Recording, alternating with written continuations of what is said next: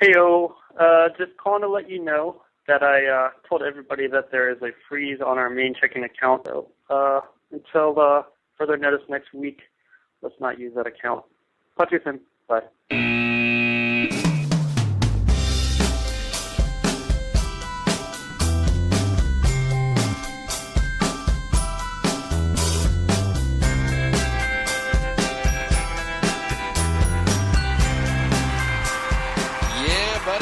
Lifestyle Business Podcast, the only podcast on iTunes guaranteed to reduce your consumer debt by 50%. Ian, my captain, my CEO, the man I look to for relationship advice. Sir, how are you today? Hey, Dan.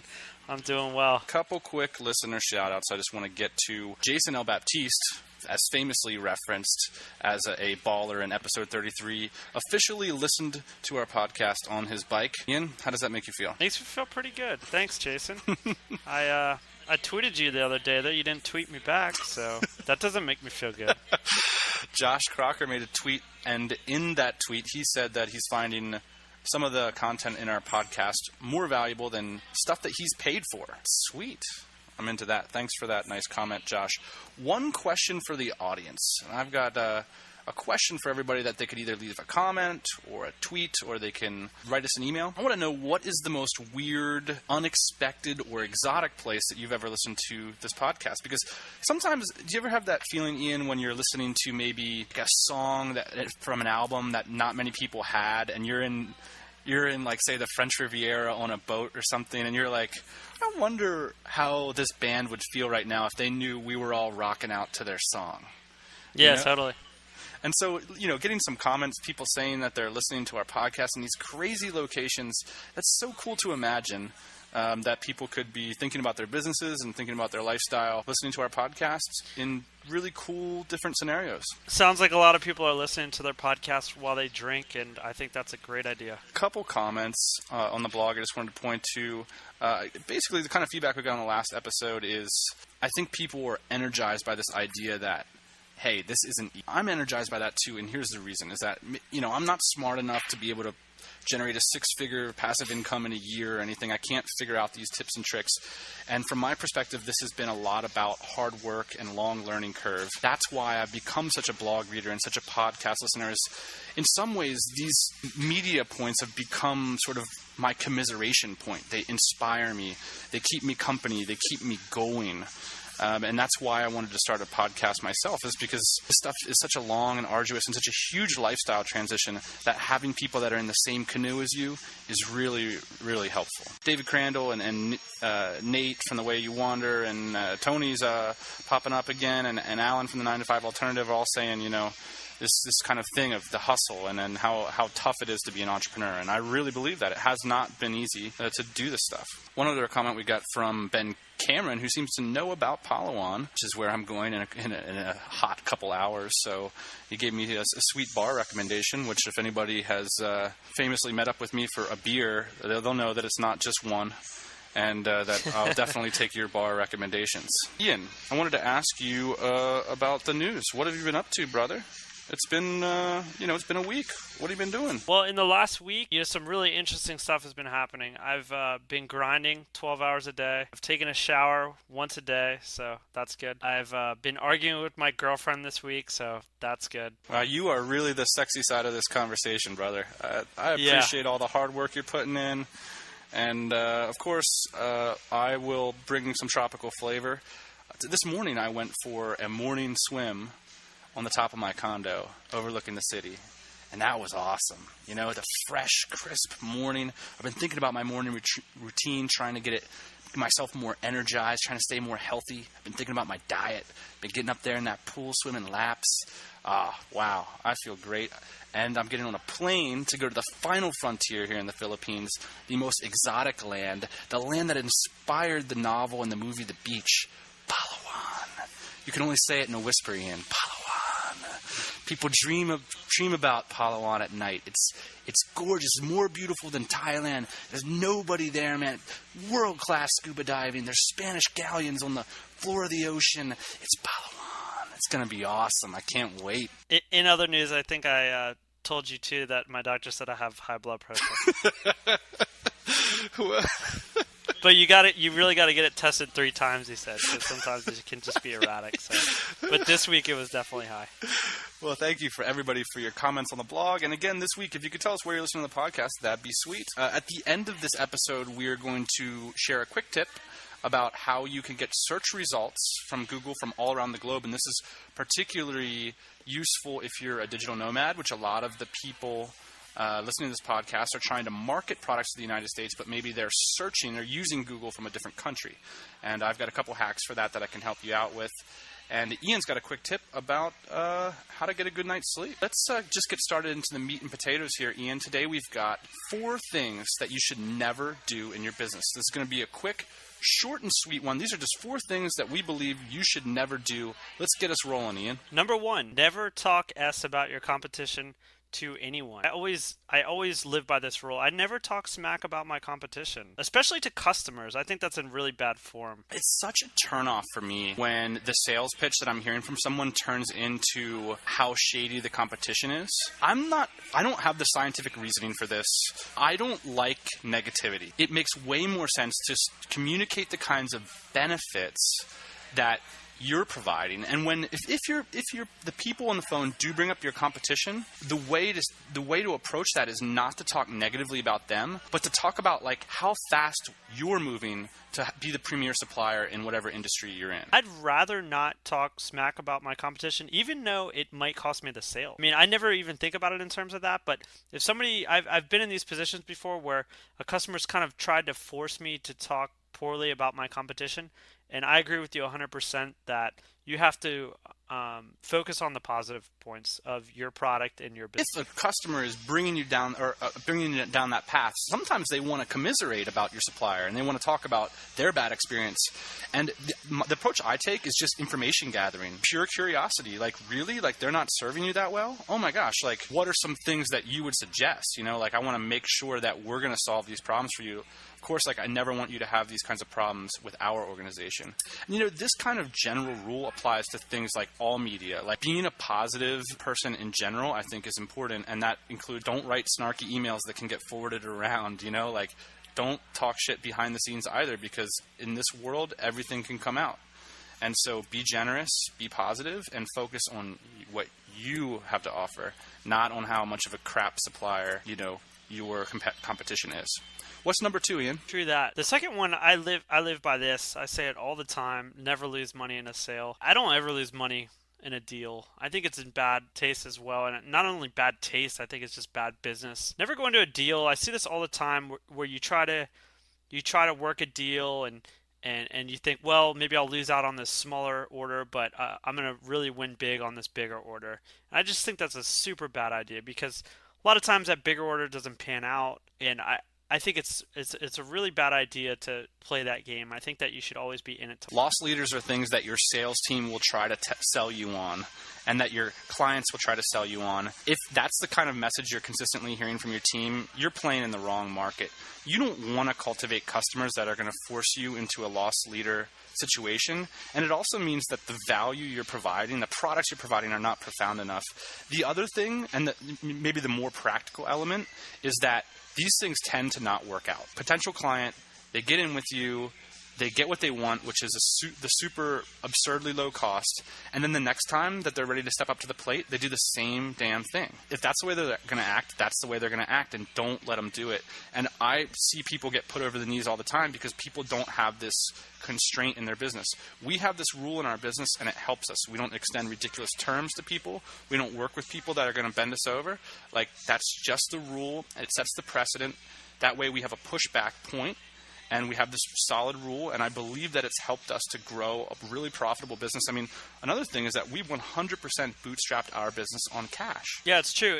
And the way we did that is by preserving our margins, and you have to do that. Absolutely. And that means not losing money. Never lose money on a sale. Number 3 is an interesting one because I think we've both lived it. This is a really important one, and it comes up when you have more people in your organization as you start hiring, and that's never let malignant employees linger. This one is so important. I think there's a couple different kinds of employees that you can let linger. One is a malignant employee, and then the other one is basically somebody that just lingers around but isn't necessarily a threat to the organization.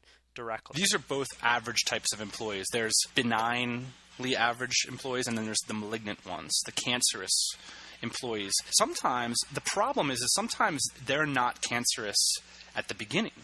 Like, things change in an organization, especially when organizations grow. You could have someone who's perfectly competent manager at an entry level, right? And then say your company doubles and that person becomes incompetent. It's called the concept of getting grandfathered into a position, right? Yeah. And what can happen, this is a quote I always remember from Jason Calacanis, and he said, average employees push excellent ones out of an organization, and so you have to protect the excellent employees from average. And certain average employees, malignantly average employees, are threatened by talent. And you need to, this is a subtle one. If an average employee is forcing talent to speak to them, in other words, is forcing the talent to answer to them, or they want to control it in some way, you need to fire them. And that's tricky because that average employee isn't going to understand why they're being fired. They're going to think, in fact, they're being responsible and doing a good job. It's also tricky because you've built your business on that average employee or the perfectly competent employee at the beginning level of your business. And what ends up happening is that that's such a difficult fire to make. It almost feels unethical that what you do as an entrepreneur is say, you know what? Everyone's going to work this thing out. And I'll tell you what's going to happen. If you have two options, keep your business going along and say, everybody's going to work this out. People are going to work together. And what's going to happen is your talent is going to leave. So that's one option. And then the second option, which most entrepreneurs don't take, is to buck up and to broadside your average employee and to drop them or to make a major realignment. Most people don't choose that, and it stunts the growth of fast-growing. This is the kind of thing that happens a lot in more traditional businesses. I think the startup community, especially the tech startup community, is very sensitive to these kinds of issues, and they've built systems in to kind of deal with this stuff. But in industries that I've worked in, middle America, normal kind of jobs, I'm sure a lot of people on the other end of this podcast right now are nodding their heads. And people saying, yes, like I've been forced out of organizations because it's been so utterly frustrating to work with people who demand that they control talent because they're threatened. This is kind of a double-sided point too. I think it's also, we make a good point here, which is never bring in average employees in the first place. This is a huge thing for me. I call them half stacks. That's what I call them. And you never bring in an average employee. And I was just talking to one of our guys yesterday about this because we're getting ready to bring on an intern. And I said, look, like I wouldn't hire any of these interns, but like let's see what happens. And so I feel like, they're probably above average. I wouldn't hire them, but we're going to bring them on anyways. Because I think that there's a good chance that they can become excellent employees at some point. But we had a conversation just about bringing in average people to the organization and how it's such a bad idea. It's just a horrible idea to bring anybody in that isn't going to push you forward as quickly as possible. One way to think about this, and it can be a little difficult to figure out, well, what's average and what's talent? Am I talent? How do you know? Well, here's one way to look at it. Talent loves to work with other talent and more talented talent. Okay, so your talent if somebody walks in your organization that you hire somebody that you know is more talented than them and you're excited about that. If that's your psychological response, then you're what they call an A. A's love to work with other A's. That's the way that you can determine talent or do a self-assessment. If someone walks into your organization or if someone gets hired in and you recognize that they're more talented than you, if you're fearful that they're going to take your opportunities from you, you're average or you're malignantly average. If you're excited about the opportunity and you want to work with that person to learn from them and to create something bigger together, and you're the talent. And booyakasha, you're in good shape. Business owners, just make sure that you don't keep those people around that want to control the people that are really going to make the biggest difference in your business. Unfortunately, that's a lesson that I've seen play out in front of me on many different organizations that I've been involved in. Maybe it takes a lot to run a business passionately and to provide the talent with real opportunities. I mean, that's an exhausting thing that we're willing to do in our business, but maybe a lot of entrepreneurs just aren't. They want a more relaxing experience, a more predictable one, and that's understandable. But just, if you want to grow fast, this is an important one. Like I said, I got high blood pressure, and you don't get that from having average people around. The fourth and final point is to never shoehorn people into roles that they aren't going to flourish in or that they aren't flourishing in. This point is to say that it's really hard to make people do things that they don't want to do and that they're not good at. I've seen this a million times before, where you get people in situations and you're pushing them to do things that are out of their comfort zone, and they're still not comfortable with it, and they're not working into it, and you just can't do that. You just, as an adult, I think that you probably learn this, but for some reason in business we still try to do it, is that like you can't make your best friend Joey like ride bikes if he doesn't want to ride bikes. This is one that like I've just sucked at historically. Part of it is just being a great leader. Some of it is like, interpersonally you tend to like want to give people respect and like give them the kinds of opportunities that you would want to have and all this. But really the better route is just to be the strong leader, to identify the potential that you see in people, to identify their competencies and to place them there, to leave it up to them to identify ways to broaden their scope.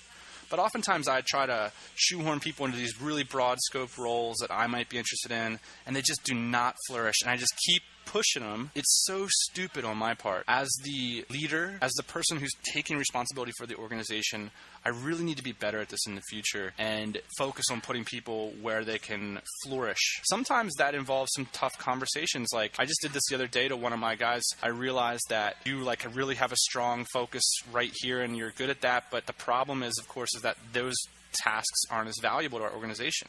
And that's a lot of the times why this kind of thing happens. Is like you say, hey, of course, yeah, we'd be making so much more money if you'd be making cold calls all day long. But that person just isn't going to flourish doing that. Sometimes you have to say, look, like we're going to have to adjust the compensation then. And a lot of people love that. I've heard in the last month with more than one person, collective exhales. Because people would prefer to make less money and focus on things that they're good at than have all this upside. Like, you have this assumption because we're these greedy entrepreneurs that everybody's just out there to make all this money, Ian, and apparently that's not true. Yeah, some people want a good life. I don't get it. What's up with that? Oh, man, we're off. Hey, let's move on to the quick tips, tools, and/or funny joke section. Ian, you have a revolutionary tip for us in the bedroom. Oh, I'm excited. What do you got? Drum roll, please. Because we haven't had one of those yet. This is something that's changed my life, and I wanted to share it. I don't have a physical clock in my room anymore, and I haven't for probably 5 years. When you were growing up, did you have like an alarm clock in your room? Yes. Yeah, I hate alarm clocks. I can't stand them because it was always like impending doom. So like I'd like look at the clock when I was going to bed and just like start counting down the hours until I had to get to school. And oh yeah, buddy. You roll over, 15 minutes before you're supposed to get up, you see the clock, and it's a horrible feeling for me. It was always horrible, but I think that's probably one of the reasons why I'm an entrepreneur today, is because I hate being anywhere at any time that I don't want to be there. So 5 years ago I got rid of my clock, and it has been amazing. And the most amazing thing that it's done for me is that it's allowed me to get a good night's sleep. I don't set an alarm ever. And the reason I don't do that is because it forces me to go to bed earlier. So if I wake up late one day, like say I wake up at 9 o'clock and I was supposed to be at the office at 8, then I'll know that I didn't get enough sleep that night.